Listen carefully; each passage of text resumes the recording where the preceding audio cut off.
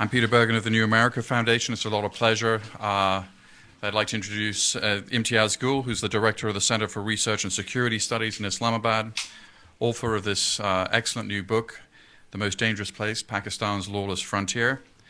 Imtiaz is a frequent contributor to the AFPAC channel that New America Foundation and Foreign Policy collaborate on. He hosts a weekly political show on one of Pakistan's leading TV channels, Hum TV. He appears regularly on Al Jazeera. He's a correspondent. He's been a correspondent for Deutsche Welle since 1988 for the German television station. He's Islamabad correspondent for Friday Times, which I'm sure you know is one of the best magazines in Pakistan. And I think I first met Imtiaz at a hijacking in Kandahar in 1999. So, Imtiaz.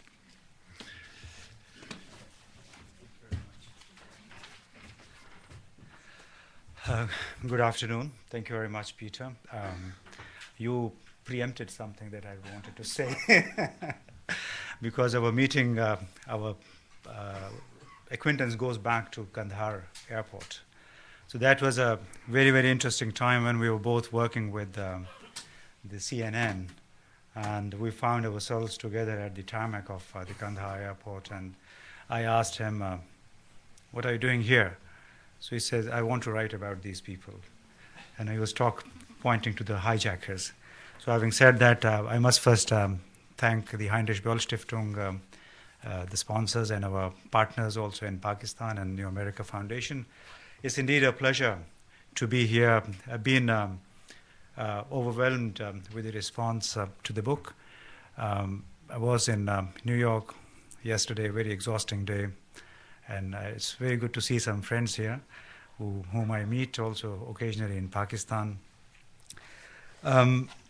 The title has been very intriguing of the book, and everybody asked me, why did you choose this? I said it was not my fault, it was the fault of the publishers. And first of all, it was the fault of President Obama, who mentioned this in his March 27, 2009 speech.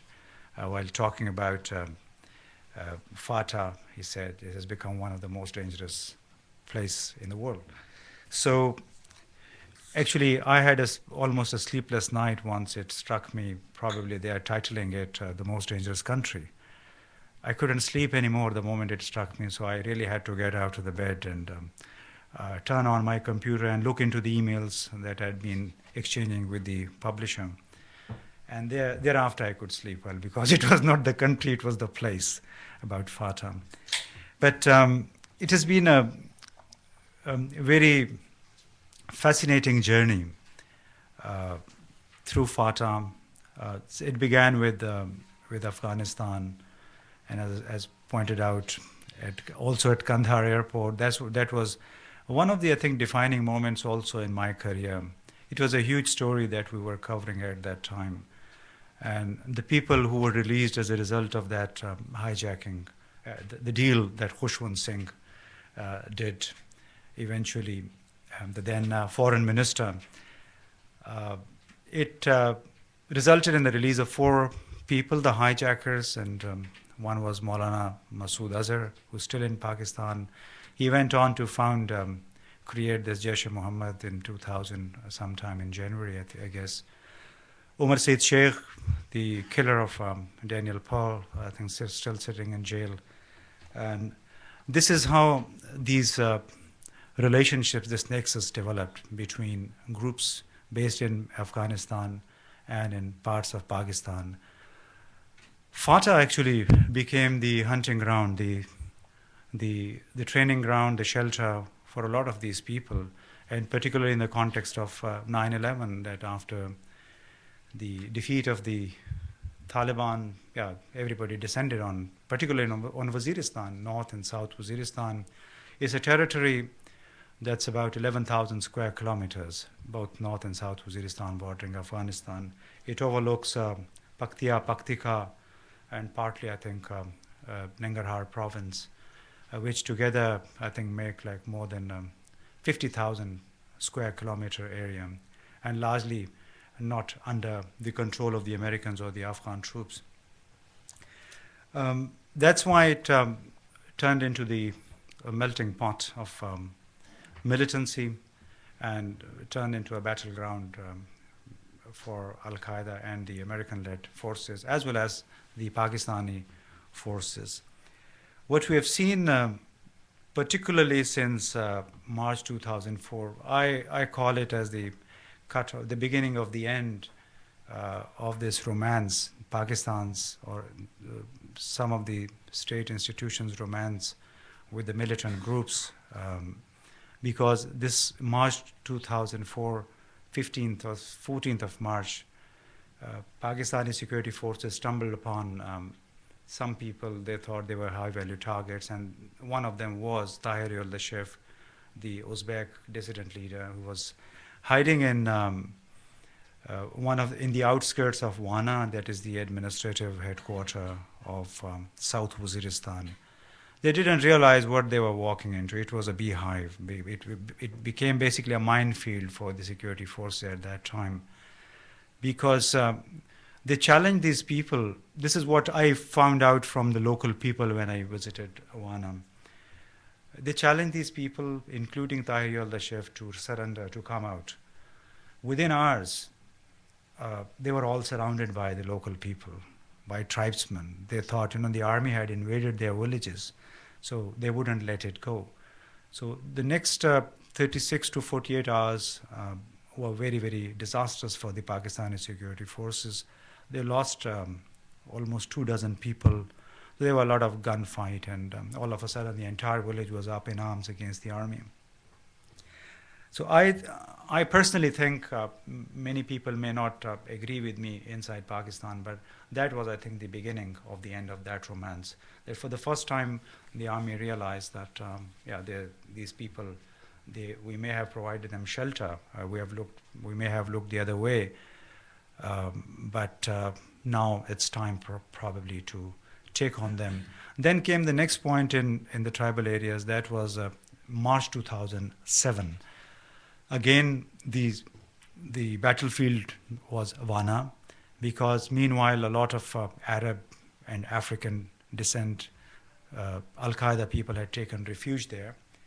And they had in fact started taking on the Pakistan military. They were ambushing convoys, because this was a time when Pakistan army had selectively started targeting the al-Qaeda people. It was still a lot of gray area, confusion, complicity of some of the people within the state institutions. But that was a very big effort undertaken by the Pakistan military. It embedded commandos in the Lashkar, in the local army of Mullah Nazir Ahmed, who was controlling that valley of Wana. And they then drove out most of the Uzbeks and Arab al-Qaeda from the Wana Valley, and they eventually landed in the protection of Baitullah Masood.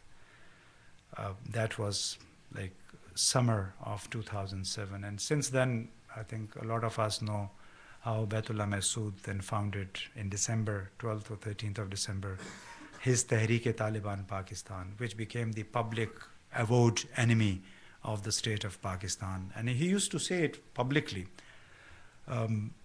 On several occasions in 2008, actually I missed 2 opportunities to see him.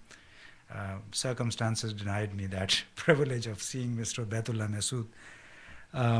But on those occasions, he very clearly said that because Pakistan is collaborating with the United States in this, in the war on terror, that's why we are legitimate, we are justified in what we are doing. And the spate of violence that Pakistan has suffered since that, I mean, this is one of the focuses of the book as well. It's the introduction, I think, makes it quite clear that until 2006, we have had just 1 or 2 suicide bombings. The first one was in March 2002 at a church in Islamabad. And then what happened between 2007 July, when the Red Mosque in Islamabad was raided, where a lot of al-Qaeda sympathizers were hiding out. And they basically had challenged the writ of the state by abducting policemen, by abducting Chinese women they accused of indulging in prostitution. So that was another defining moment, I would say, as far as the relationship between the militant groups and some state institutions was concerned. Because that, I think, brought Pakistan into such a disrepute. People, I was away from the country at that time, and whoever we talked to, we were traveling through Italy, Spain, and people wondered how could, in the heart of Islamabad, in the heart of the capital, non-state actors could take on the state. Because there was past relationships, there was collusion between these people who were inside the mosque. They refused to surrender. And thereafter, when the operation there was conducted to vacate that complex, and there were a couple of, I think 140 to 150 deaths, but it became the trigger for a spate of suicide bombing. So that year, between 12th of July and December the 27th, when Benazir Bhutto was assassinated, Pakistan suffered like at least 36 suicide bombings, taking the total for that year to 56. Next year, 2008, it was 62 or 63 suicide bombings, and 2009 was at least 87 bombings, all in the name of religion, all in the name of Islam. These people, Hakimullah Masood or Baitullah Masood obviously was taken out in August, I think, 5th of August 2009. Until then, they have been justifying their acts, saying that, well, this is a legitimate war because the Americans and together with the Pakistanis are killing Muslims. Whereas I personally believe it has nothing to do with Islam. This is just, they are playing into the hands of al-Qaeda. Al-Qaeda has become the inspiration for all these groups that are now based inside in Fatah, joined also by those groups which had been largely focused on India, on the fight in the Indian Kashmir. We call them the Punjabi Taliban. This is the new force that is emerging. People see them emerging, but they already had existed. Now, a lot of them, disgruntled elements who had been members of Lashkar-e-Taiba or Jaish-e-Mohammed or Harkatul Mujahideen, they're not happy with the state institution having divorced them, or with the policies that the state is pursuing now. In their right, in their wisdom, it's wrong to do. And I think the manifestation of that resentment within the militant groups were the attacks on the general headquarters, the heart of Pakistan's military establishment on 10th of October. Then another attack on 4th of December on a mosque where exclusively army people were praying, offering their Friday prayers, resulting in 45 deaths on the spot, including a serving general, his son, and a couple of brigadiers. And then the attacks on 3 regional headquarters of the ISI. Everybody's familiar with ISI. This has been in the news for the past 3 days because of a very questionable, professionally faulty, technically faulty report, I would say. I don't know to what extent would you agree with me, but it contains a lot of contradictions. So because of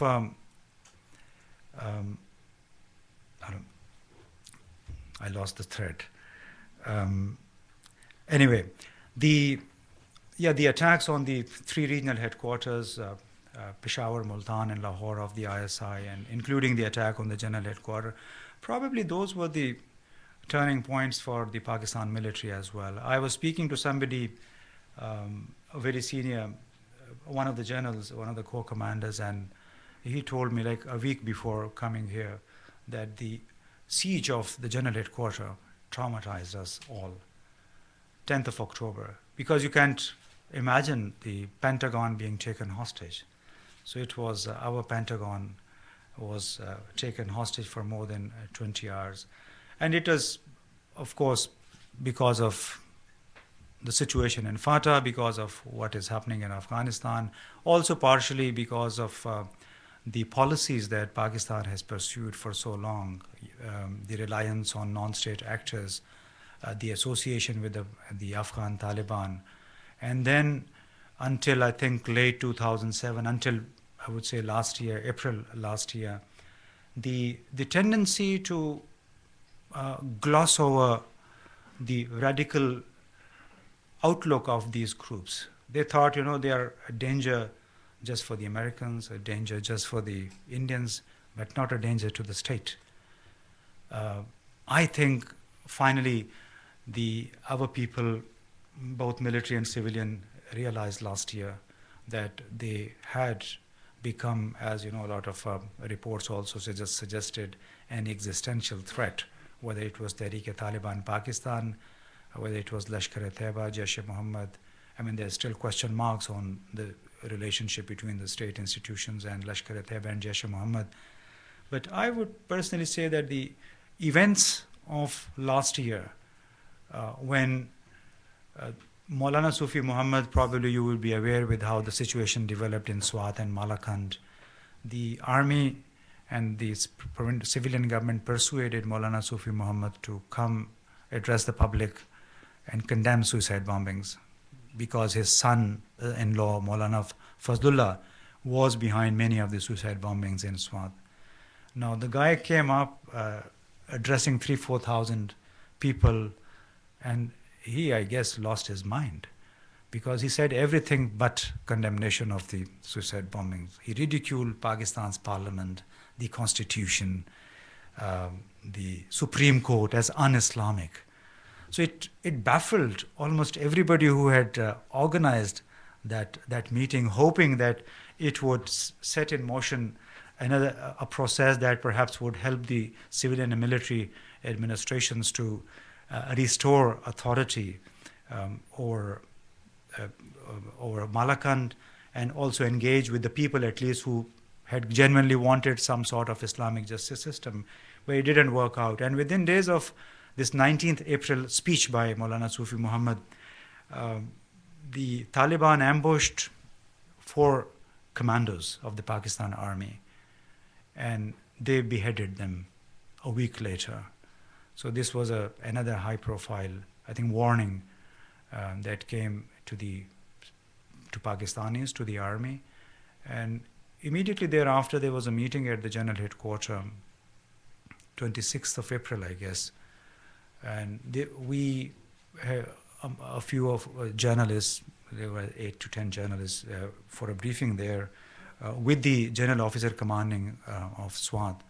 We asked him, how do you want to now go after these people? Because that meeting basically decided that now we'll go after these people, we'll launch the operation. I asked him, some of these people, you have been very heavily relying on them for quite some time, so you will now turn your guns against them. So he gave me a very livid example, I would say. He said, look, generally whenever you bring home a puppy, so everybody starts loving it. It becomes a member of the family, but then one day when it grows up, it develops rabies. So then when it develops rabies, there is no alternative but to cull it. Probably we have come to that now. We have to cull this puppy now. So this is what this journalist is telling me. And I would, to a certain extent, take him by the face value, because then also you have to keep in mind what happened between October and December, these brutal attacks across the board, indiscriminate attacks.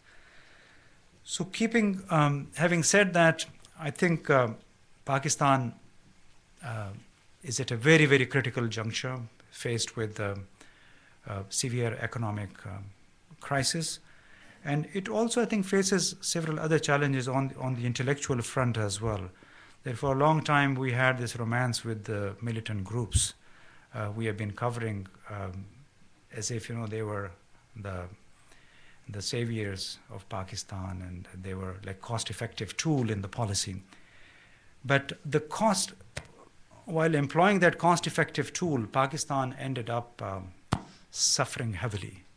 The images tainted, and I think more than that, what we see in Pakistan today is this pollution of minds, subversion of minds that has taken place because of the narrative that is coming out of Fatah, that is coming out of Afghanistan and Iraq, via the al-Qaeda, because it is it preys, I think, on gullible, ignorant, conservative people who believe that the sources of their problems lie elsewhere, not internally, it's external factors. They tend to externalize then their problems, holding America, Israel, India, everybody else responsible for their problems. And this is what we call the conspiracy theories, that these conspiracy theories are then propagated by a number of our colleagues in the media. And this is our biggest challenge right now, the way I perceive it, that people within the society, within bureaucracy, in the judiciary, they are not big in numbers, but they're big in influence. And a number of our colleagues as anchor persons, I think they are multiplying this message. So I call them the apologists for Taliban and al-Qaeda. They are the biggest threat to this country. I was just going through a report in which said that a U.S. State Department report now declares Pakistan the 5th most unstable country in the world. It came out actually, I think 4 or 5 days ago. Yeah, it is unstable just because it has been going through turmoil. The events, post 9/11 events, have traumatized the Pakistani population. I mean, I come from Peshawar. My entire extended family lives in Peshawar, including 2 of my sisters married there. And every day, whenever we hear of the suicide bombings or attacks, it upsets us basically. So you have to actually feel for the people who have directly suffered this trauma. And in view of that, I would say there is a lot of disconnect also between Islamabad and Peshawar, between Islamabad and Washington on how to go about these things. I have noticed it very markedly when I go to Karachi. I talk to people about Taliban or about these conspiracy theories. They have a different view. Everybody living in the ex-frontier province now, Khyber Pakhtunkhwa, would try to brand all Pashtuns as Taliban. And then the outlook from Islamabad is different. But people, the direct victims of this conflict, whether it's Peshawar or other cities, southern districts of the Khyber Pakhtunkhwa province, they have a different perspective. All they want is good governance. All they want is employment. All they want is rule of law. These are, I think, some of the structural problems that Pakistan faces today. The absence of a clear vision and commitment among the political and military leadership. There's the unity of command is absent actually from there. So it's a momentous challenge for Pakistan for the military and the civilians to join hands and chart a path that provides Pakistanis 180 million. It's a huge number that gives them some ray of hope. But in the absence of a functional government machinery, I mean, this is a very serious problem that we have been facing, the absence of good governance. The justice is also actually questionable. The past couple of years, the judiciary has been very active. The media has been very vibrant, and while the politicians, fight for their own survivals, while the military continues to pursue its own strategic objectives, the people of Pakistan keep asking, how does it help us? These strategic policies have only piled up misery on us. So I would say the challenges are of governance, of rule of law, of a clear direction, of a clear policy on the relationship of the state institutions with private non-state groups. I think I'll end here, and I hope some of you would have questions to ask, and I think Peter can moderate that. Thank you very much. Thank you very much.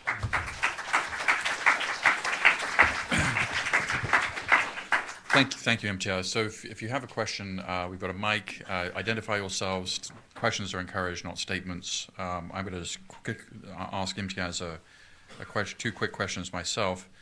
One is, how likely do you think it is for the Pakistani military to conduct serious operations in northern Waziristan against the Haqqani network and al-Qaeda embedded inside it. And the second question is, you mentioned this conspiracy theory, which I think is an enormous problem in Pakistan. The idea that America or India, Israel are behind these suicide attacks is surprisingly a common view. And it is a view that has been, as you mentioned, being pushed by a number of people in the media who I think should know better. And without necessarily naming names of specific journalists, I'd be interested in getting your opinion about which institutions in Pakistan are the worst offenders and which institutions cover the conflict in a sort of responsible manner. Mm-hmm. Thank you, Peter. North Waziristan is in the eye of the storm, has been in the eye of the storm, yeah. The army is not likely to conduct any operation there very soon. I think it has its own considerations for that. It's not only the Haqqani network, I would say. A lot of people, the Tehrik-e-Taliban Pakistan, Lashkar-e-Taiba, Jaish-e-Mohammed, they're all now sheltering there after the operation in South Waziristan. The army, I think, has two considerations. One is of capacity. They say we cannot burn our fingers all over. We cannot deploy more troops. They already have about 15,000 troops there. And the current deployment of the Pakistan army is almost like 250,000 in various places, 140,000 in the tribal areas and about 100,000, I think, along the border to India. So I think that they are not going to conduct an operation in North Waziristan the way the United States would want it. Secondly, one consideration to me as an observer, as somebody who knows these groups, who knows the area there, I would say it will be quite disastrous if Pakistan Army were to go after all these groups in North Waziristan, wherever they are hiding. Lashkar-e-Taiba, Jaish-e-Mohammed, they're together, they share about 2,000 madrasas, religious seminaries, which they are running in central Pakistan. If there were a definitive, conclusive action, a crackdown against these organizations, if they were to be seen as being hunted now, imagine the couple of 100,000 students studying in these madrasas, how would they react? This would be a socio-political problem for Pakistan. And I think given the poor government machinery, poor police infrastructure, like in Punjab, it's the most populous province. There, the police population ratio is 1 to 670 on paper. But if you take out the police that is deployed for the VIP duties, I think the ratio gets to like one policeman for 700 people. So it's a very delicate situation for me. Can the state of Pakistan absorb the shock after a definitive, conclusive crackdown on all these organizations in a situation in which the public sector education is already in a very, very bad shape? You go out of Islamabad is not representative of Pakistan, but wherever you go, the public sector education in many places in a shambles. So the state has not been able to take care of the students, of the young, poor people. So the issue is, can the government take up all those couple of 100,000 students? Can it create facilities for them so that they don't get offended when these organizations, which have been like part of the policy for quite some time, to take on them? So this is a big challenge for Pakistan, I guess, right now, whether to take, there are meanwhile 17,000 religious seminaries and about 12,000 of them are Sunni, Deobandi religious seminaries. And most of them somehow are directly, indirectly supporters, sympathizers of al-Qaeda, of Haqqani, of Hikmatyar. So this nexus, I think, makes it very, very difficult now for Pakistan. It's a daunting challenge. And the institutions? Yeah. About the media, well, I wouldn't really name the organizations. I have to work with them living in Pakistan. But there are a lot of people who have been responsible for stoking these sentiments and exploiting the poor understanding of the common man by propagating theories. I mean, one example was the Red Mosque operation, for instance. Until the operation took place on 10th of July, I think, everybody was saying, oh, the government is not taking enough action. The army is not moving. It's not taking on these people. And they are continue to occupy the space. The moment the operation took place, after repeated warnings, these people, students, they refused to come out. Immediately thereafter, almost entire media was up in flames, saying, oh, people have been massacred, human rights violation, the bombs were used. And what the government told us at that time, it was like, at most it was 130 people. Now, I personally think when somebody or a group decides to challenge the writ of the state, refuses to surrender, submit to the state, then if they get killed, I personally wouldn't have much sympathy for that, because what is at stake is the larger interest, the interest of the 180 million people of that country, not these individuals who think they can impose themselves on the society. And the lady in green, is it Pam Constable? Yeah. Hi, Imtiaz. Welcome. Don't ask me tough questions. No, softball. I'm Pam Constable from the Woodrow Wilson Institute. I think Peter, Imtiaz, and I probably are the only 3 people in the room who were all in the Kandahar airport during the Indian hijacking, unless I'm wrong. Oh, and Ilyas, 4 of us were there. Amazing. Anyway, since we're all now in Washington, I thought I would ask you something about U.S. policy.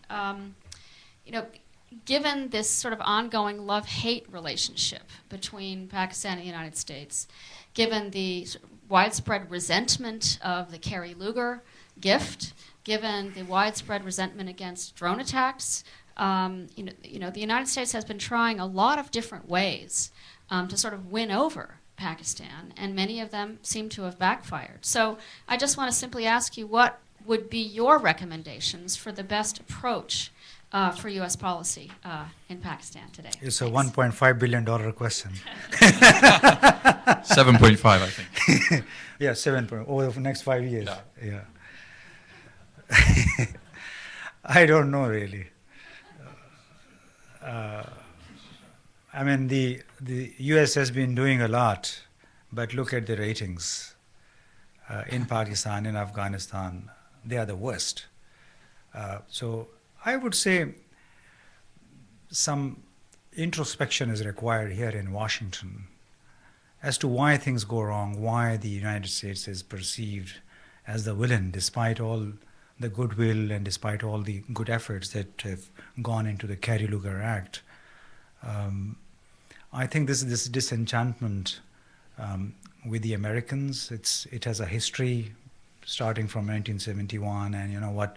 And again, that al-Qaeda Taliban narrative feeds into this bad image, that it's easier for the right-wing political parties, for al-Qaeda, for the Taliban to portray the U.S. as the villain because it backs Israel and it's connected with the Palestinian issue. So somehow this narrative, I think, seems to dominate the public opinion and also influences the people at large. So I would say that even for Afghanistan, for instance, the U.S. policy, it should be de-Americanized. Any peace effort must be de-Americanized, because the very presence of the foreign troops is providing the ammunition, the adrenaline to this insurgency.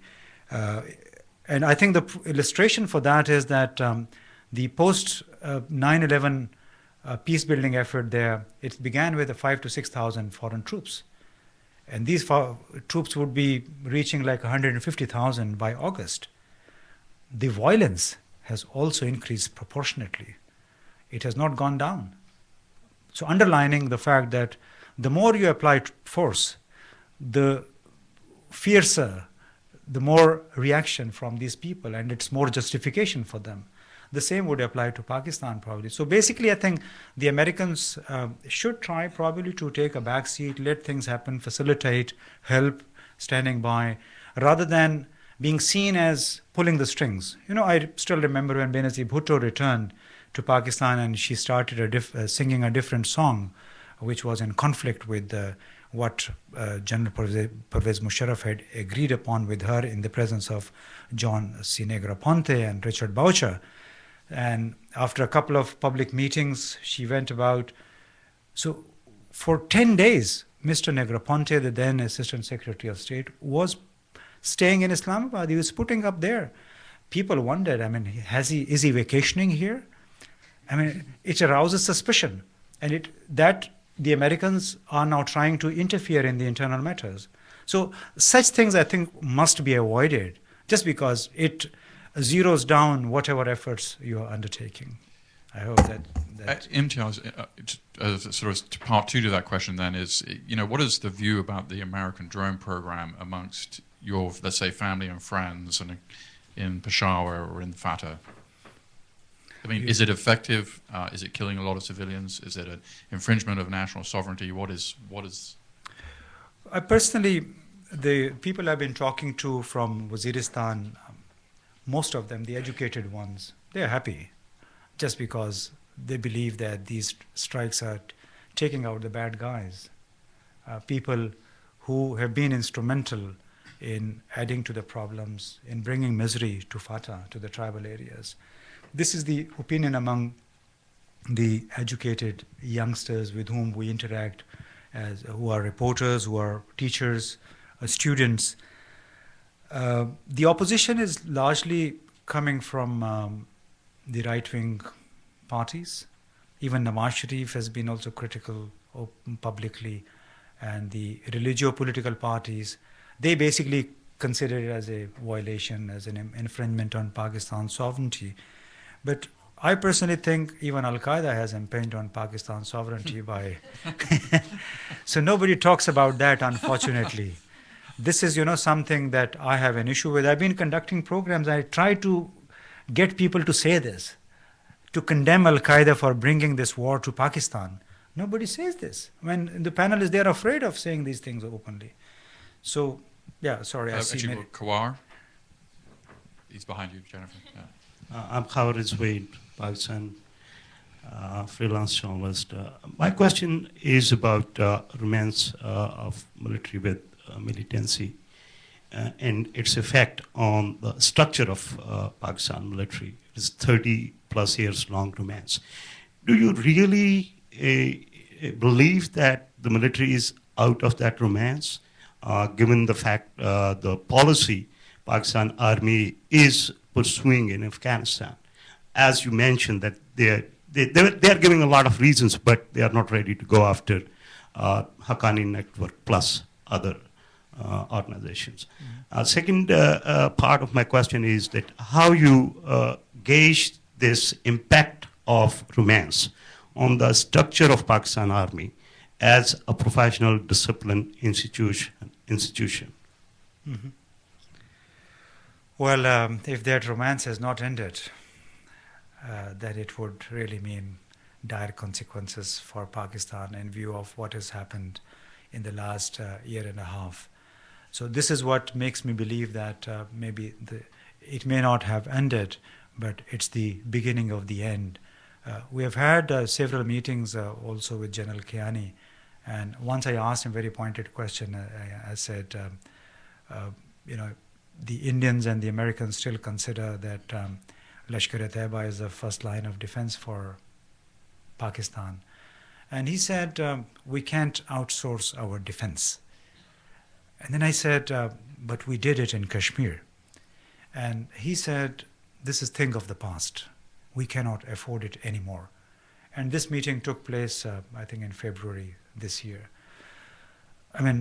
How to take him, whether he really means it, I can't, but I'm just reproducing the dialogue that took between us. And I would say that if they are not changing, if they're not headed for a change, that will spell even more disaster for the country. Jennifer, the lady over here in the middle. Thank you. My name is Ann Sweetser. I'm an anthropologist. I did research in Pakistan in the early 80s and was back with the ADB for 3 years recently. There's one question that I just just puzzles me. Where are the voices of moderate Islam? What is the role of the Islamic Ideology Council, for example, which has quite a few moderates in it?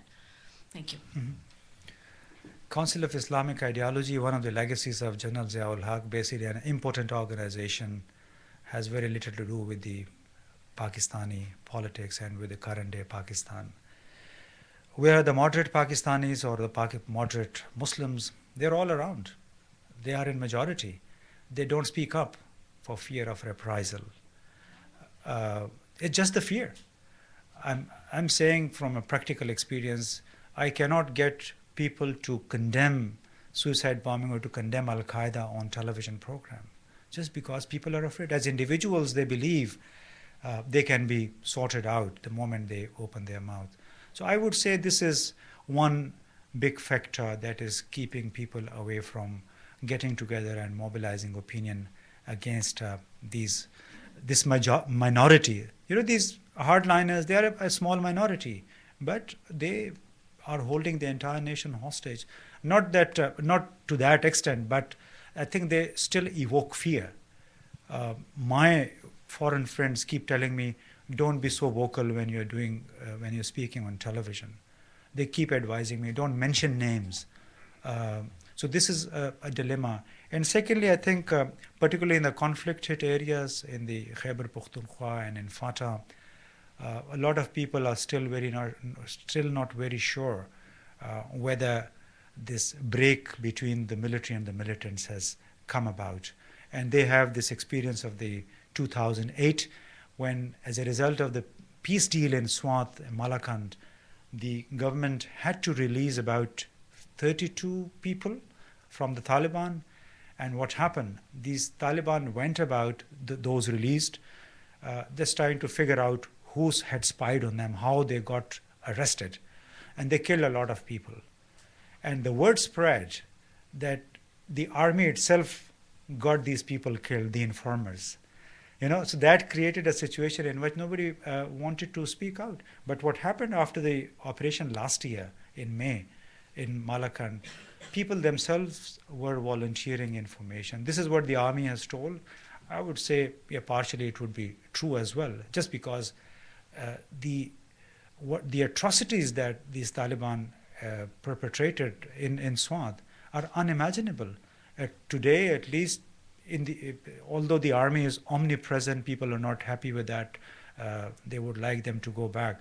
But at least they have ensured the security as it exists today, with the hope that perhaps the reconstruction, rehabilitation can also start very soon. In the front here. Sir. Imtiaz Aziz Hanifa with India Abroad and Rediff.com. Good to see you. I would like you to speak to a Lashkar, which Daniel Benjamin says has taken on a more dangerous profile even than al-Qaeda, and the fact that with David Coleman's arrest, even a lot of Americans now know of sort of the international profile of Lashkar, and whether it's viable that sort of India and the US seem to be on the same page now in terms of saying that the composite dialogue cannot really begin unless Pakistan goes after the Lashkar, closes down the camps, closes down Lashkar, etc. And when I spoke to Najam when he was at the Woodrow Wilson Center maybe earlier this year, he said that's just not viable, that the Lashkar is, you know, like the Hamas, you know, they are engaged in charitable organizations, they are engaged in schools, etc. And just conditioning even the composite dialogue on both the US and India, saying that, you know, you got to close down the Lashkar is not a viable option. Where do you stand on this? I stand with Najam. Yeah, if you could expand on the whole profile of Lashkar and the India's contention that you've got to close them down. And now using the Headley factor. Yeah, again, it's a question of viability and capacity, whether the state can afford that. They are, again, this charitable organization, the schools that they're running, obviously they are not involved in acts of terror as is being reported. But it's a question of viability, capacity. It would be, I think, very, very difficult for the state to go after this organization, crack down on it. I mean, where do the hundreds of thousands of students go? Can you absorb them? No, you cannot absorb them. The Indian contention on Lashkar-e-Taiba, yes, I mean, this is an issue. Both states really need to sit together and sort it out. But as I said, what General Kiani was saying, that, we cannot do this, we cannot afford this anymore. I don't know to what extent is he telling the truth, but the issue is somehow, someday, you have to divorce such entities. Whoever threatens the interests of 180 million Pakistanis and of 1.2 billion Indians and the people in Afghanistan, or for that matter, the Americans, they should be taken on. I mean, I'm very clear on that. The mechanism for that, however, yes, you could agree or disagree on that. This is a subject that needs to be discussed among the states. I mean, we individuals don't matter there. Quick follow-up. Actually, we've got too many questions. Margaret Warner. Hi, I'm Margaret Warner from the PBS NewsHour. So if the Army is not going to take on these groups in North Waziristan, then what is the scenario you envision for the next year or two? I mean, do they essentially have a refuge there? The groups? Yes. The groups will continue to stay there unless they really indulge in like what the army would say or the government would say, anti-state activities. So I think the moment they are found doing something, probably they'll go after them. But now if somebody wished that to eliminate these groups overnight, that's not going to happen.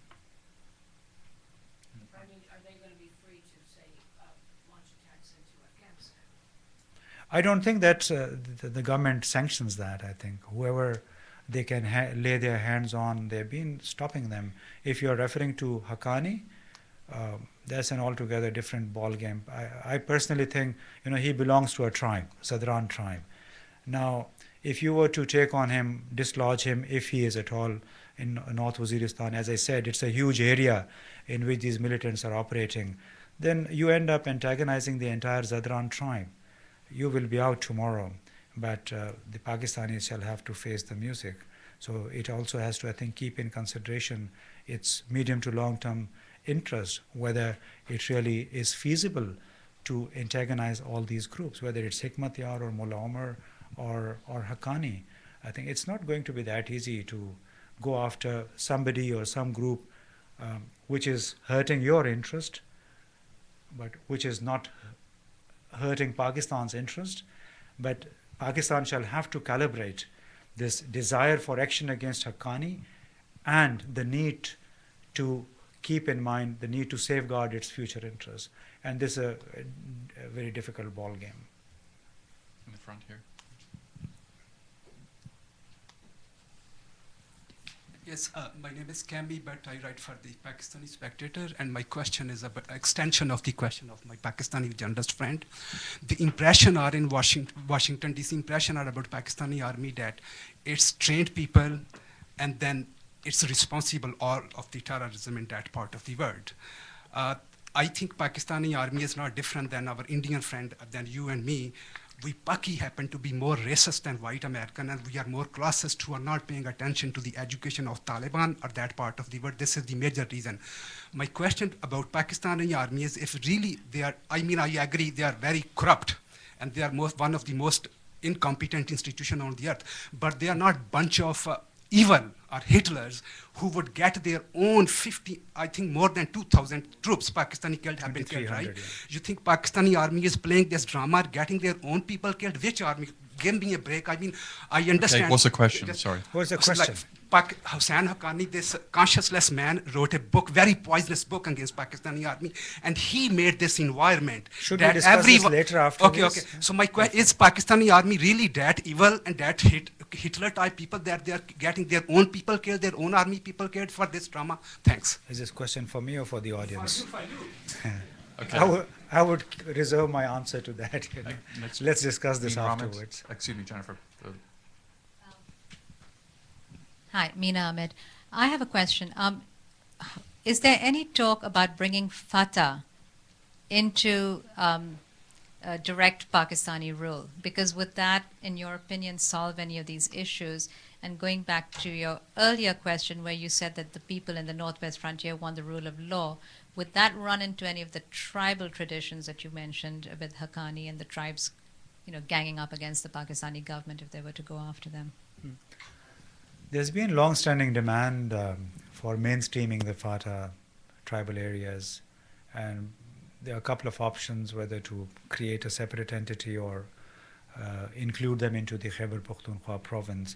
This is something long overdue. We should have done that. The president had announced last August some major amendments in the frontier crimes regulation that governs these areas.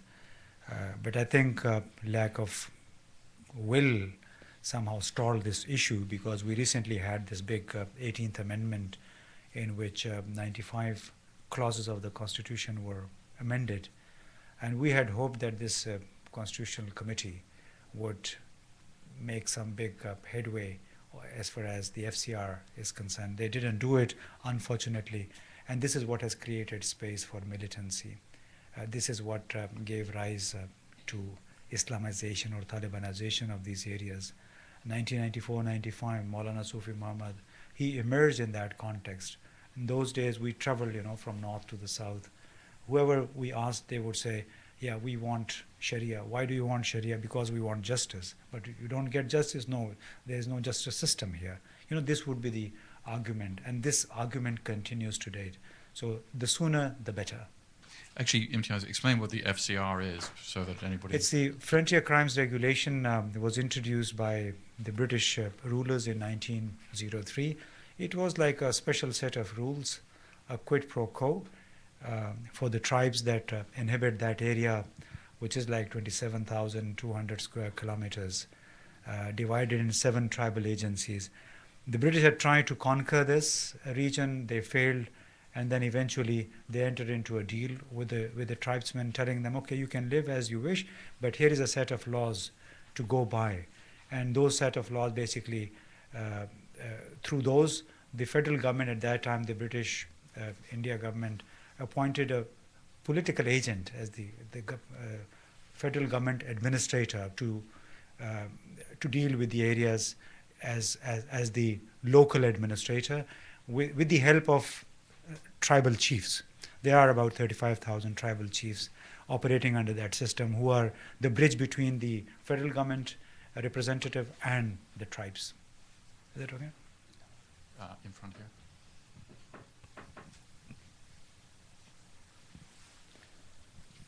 Hi, Sean Ravi from the Potomac Institute. Could you comment a little bit on the security of sensitive nuclear materials and possibly a breach in that security from al-Qaeda or any terrorist networks? I think these weapons are very well protected under the Nuclear Command Authority. It's not Sudan, it's not Algeria.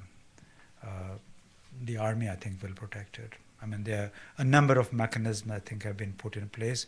Also, I think with the guidance of the Americans and with other NATO member countries, there have been some safeguards put in place. So all this apprehension about them falling in the wrong hands, I think, are misplaced. Directly in front of you, Jennifer. Hi, Mike Weber. I'm a student at the Institute of World Politics. I just wanted to hear your comments about Pervez Musharraf, former president, possibly returning. You think that'll happen, and what will be the impact on the political situation in Pakistan if he did return? Please give us a break. He has been around for too long to return now. I don't think he will return. Under the circumstances, he cannot return.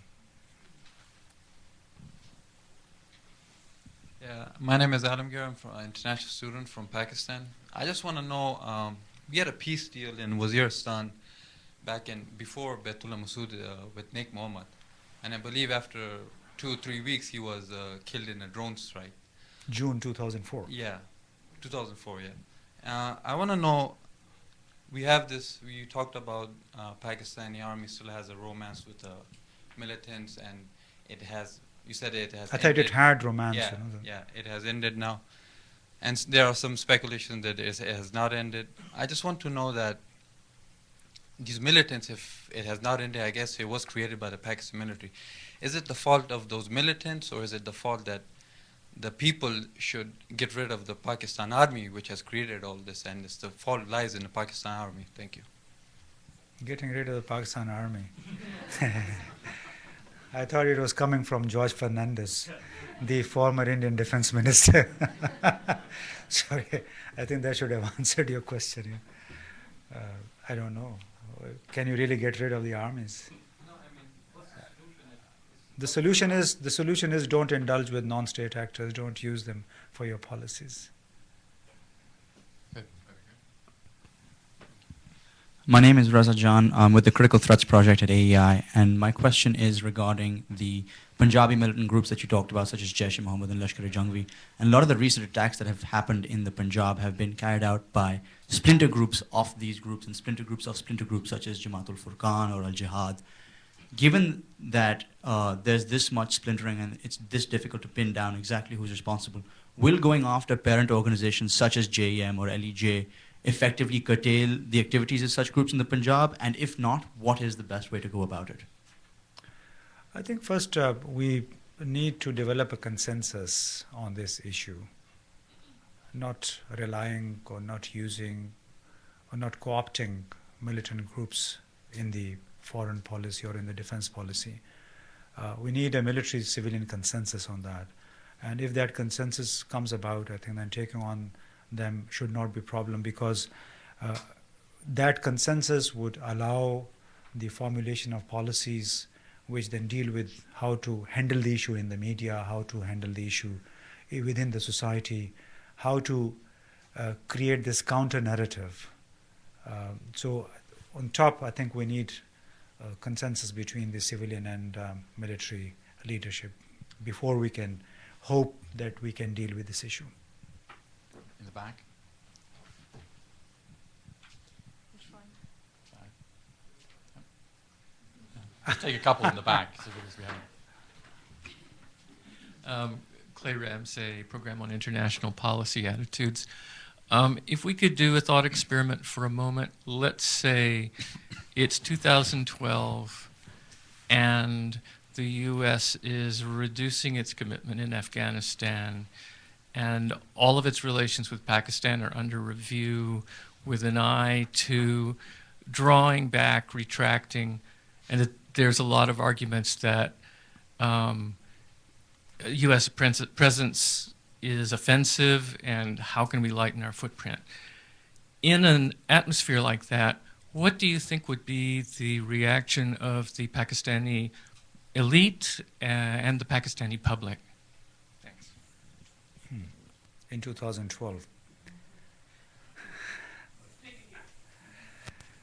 Well, the way things are moving in Pakistan, in 2012, we should be better off.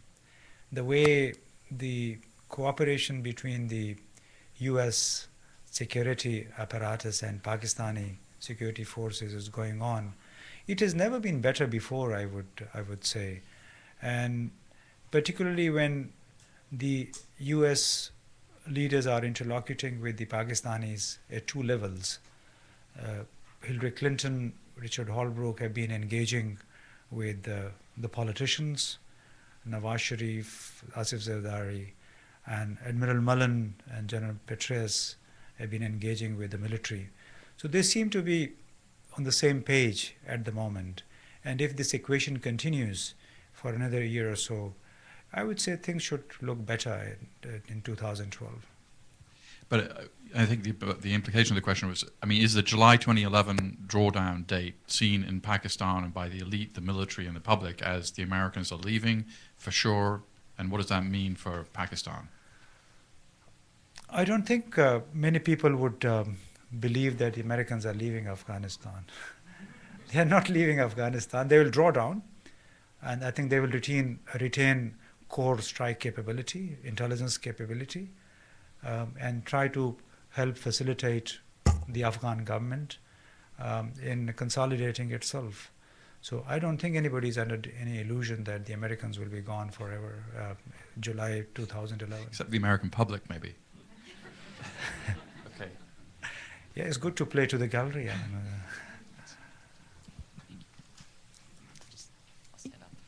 William Seymour International Peace Quest Institute. Thank you very much for speaking, especially after coming such a long way.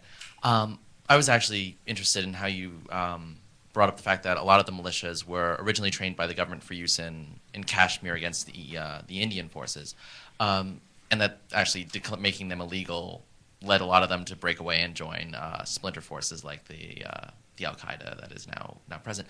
To what extent could the government maybe reacquire some of the more moderate, or perhaps not so much moderate, but less extreme former militias, maybe, in that maybe they would take a certain degree of legitimacy to stop fighting the government, come back, at very least lay down their arms, or maybe even turn against their current comrades in the extreme groups. Thank you very much. I don't think that will be a prudent policy to co-opt again. I mean, we are advocating against the co-option of non-state actors, of militant groups into the national policies. So I think fundamental requirement for any militant that would like to submit, that would like to renounce violence, must submit to the Constitution of Pakistan, to the supremacy of the state. And I don't think that any of these people should become part of government security apparatus. Does that answer my question? Certainly does. Thank you. Pratap Chatterjee, I'm a journalist too. My question is actually about USAID's role in Fatah. In 1982, they started a program called TADP, the Tribal Area Development Program. I think lasted till about 1989. And I think it pretty much wrapped up and then started again in 2008. And it was mostly with consultants from Washington, D.C., like Development Alternatives, Inc. And now I think they're subcontractors like Experience International. How effective were their programs then and now in places like Waziristan and Bajar and other places? And how are they perceived in these regions? Are they seen as stooges of the Americans? A year ago or so, Obama decided that they would move out American contractors and use just Pakistanis, and DAI switched to a policy of training Pakistani NGOs. Has that worked? I know there's been a backlash here in Washington, D.C., where people have said that American contractors should not be singled out and they should be allowed to do work there. But there's a lot of question as to whether or not they can actually work in those regions at all. Mm-hmm. I think as for the past, there was no militancy. It was just a counter-narcotics program that you are referring to. That worked well. And that's why I think Pakistan basically became a zero-poppy country back in the 1990s. Right now, what you're dealing with is a volatile, explosive situation which the militants are exploiting. Big chunks of tribal areas are not accessible at all. And that's why anything to do with the USAID or with the US as such is basically seen as anathema.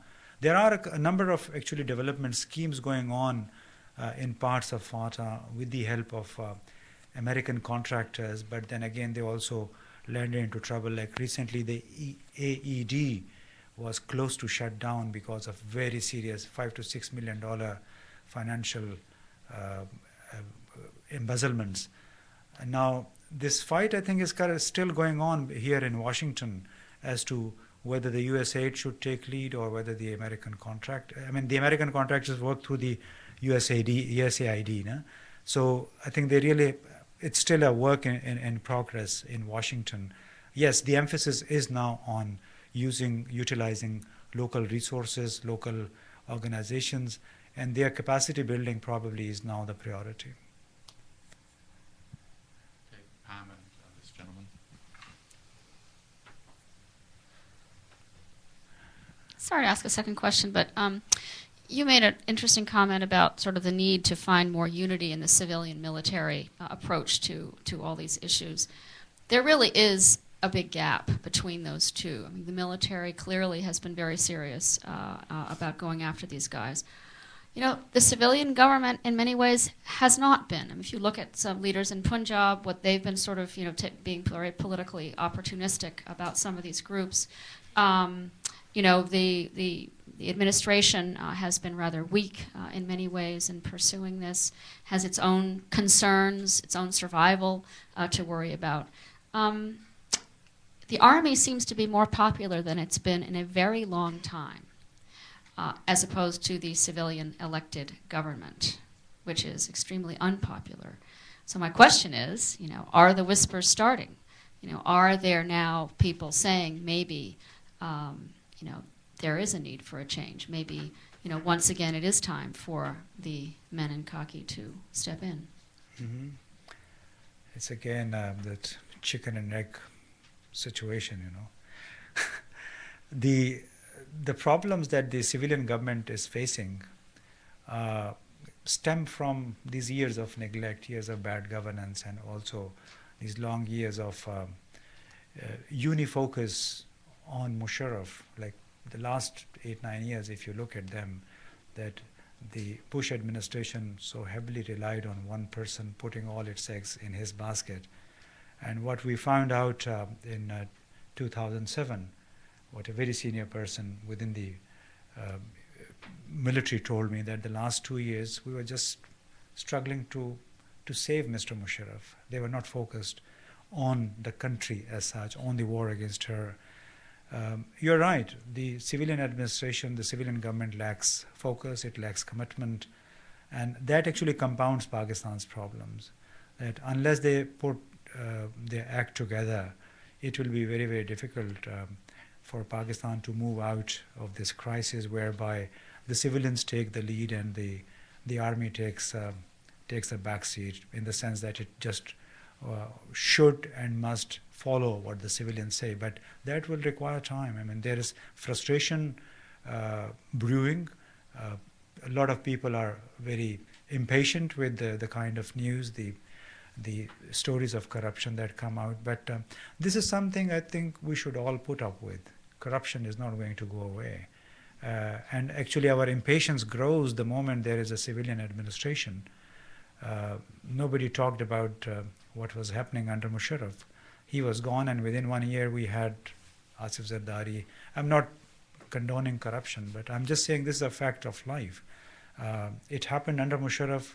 There was little whisper about it, little consideration about it in Washington and also in other capitals. But with this civilian government, everybody seems to be running out of patience.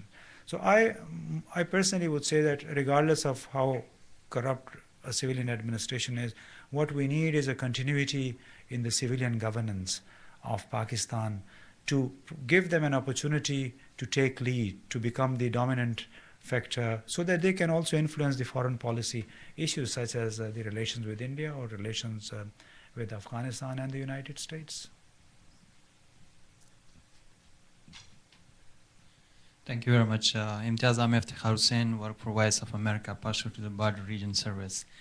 We have a 9 hours live broadcast to that region. I personally come from there. Thank you very much. My question is back to the militant groups based in Punjab. They are more ideological, they are trained, and given their proximity to the Pakistani urban centers, they have a greater mobility to operate. So keeping in view that, and I assume you've been as a journalist working through all the times when the Pakistan intelligence agencies were pampering them and training them through all the time. What is your personal view on how much, not the Pakistani government, but the Pakistan military and particularly those intelligence agencies are now taking them serious as a threat, not only to Pakistan, but also to the United States and the rest of the world? And the second question, there is the context of Afghanistan, and if you could just share your thoughts on the reconciliation process. Talibans are not a monolithic entity, and the Karzai administration is reaching out. Then we don't know the profile of people he is talking to. But what would you say? Would it work this time? Thank you. Mm-hmm. Yeah, as for this relationship between the military and militant groups, I mean, we have covered that issue quite extensively. I mean, there's no doubt there were relations between these two entities, the military and the militants. And I think I will reiterate that it's not advisable, it should not be pursued, and there has to be a divorce. There must be a divorce between the military and the militants. And I personally feel that probably that process is in the way yet. Now that there have been so many traumatic incidents, violent attacks on the army, on the ISI itself. So they will be very stupid if they would continue the same old policies. However, I think an overnight break is socially, socio-politically not possible. It's going to be very, very difficult. But I think they should do it. The sooner the better. Now, the impact of Karzai's talks with groups, I don't know. He has got approval from the Jirga very recently by these 1,600 people. So that is, I think, nationally approved policy. I mean, whoever he's talking to, it's better, I think, to start talking to whoever he is talking. This way you can whittle down the insurgency. You know, this is like a tripodal insurgency right now. Hikmatyar, Haqqani, and Mullah Umar, and on top is al-Qaeda. So whatever element you can take away from this insurgency should be better, should be useful for Afghanistan.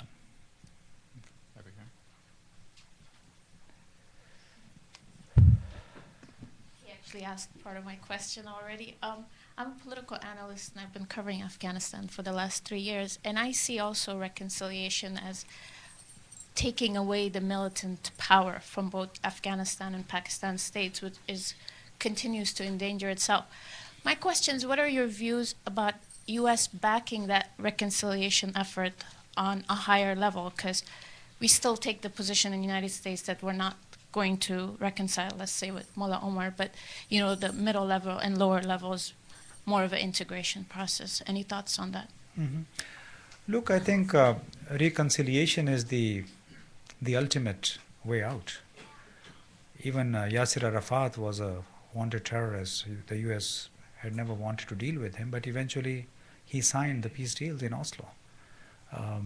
So we should not and cannot really take definitive positions on political issues. So I guess whoever is willing to talk, whoever is willing to accept the system that has been put in place, and whoever accepts the supremacy of the constitution that the Afghan parliament has put forth should be taken on board, and we should not be, I think, averse to that. Okay, one final question here from Catherine Tiedemann, who edits Imtiaz at the AFAC channel. Hi, I'm Catherine. I'm with New America.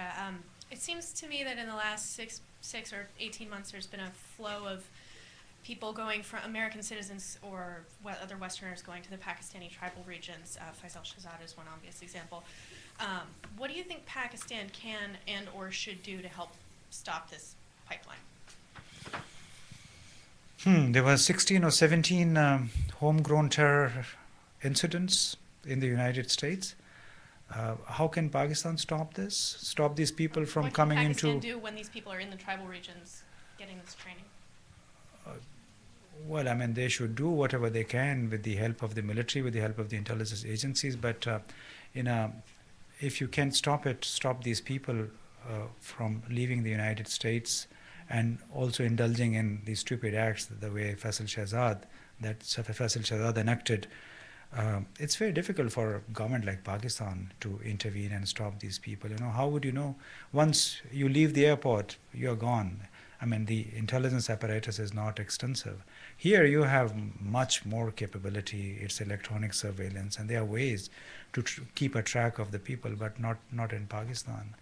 I think another question is also, again, I'm coming back to that introspection, that why a number of people, you know, within a community of, I don't know how many Pakistanis are here.